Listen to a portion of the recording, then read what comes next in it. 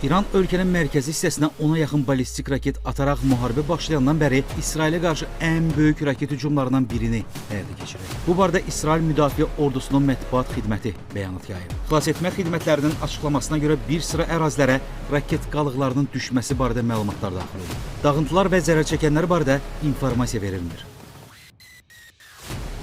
İran cəmiyyəti ABŞ diplomatiyasına inamsızlıq fonunda ABŞ ilə danışıqların aparılması imkanını müzakirə etməyə hazır deyil. İran Xarici İşlər Nazirliyinin rəsmi nümayəndəsi İsmail Bəqai belə deyib. Çünki İran cəmiyyəti iyun və fevral aylarında ABŞ ilə keçirilən hər iki danışıqların nə ilə başa çatdığını bilir. Buna görə də dünyada heç kim artıq ABŞ diplomatiyasına etibar edə bilməz. Onlar diplomatiya və danışıqlardan yalnız öz iradələrini yeritmək və ya güc tətbiq etmək üçün müqəddimə kimi istifadə edirlər, deyə Bəqai əlavə edib. Bu arada Axios portalının müxbiri Barak Ravid maraqlı iddia ilə çıxış edib. Onun fikrincə ABŞ və İran Hörmüz boğazının açılması müqabilində atəşkəs barədə danışıqlar aparır. Jurnalistin sözlərinə görə razılaşmanın əldə olunub-olunmayacağı hələ ki aydın deyil.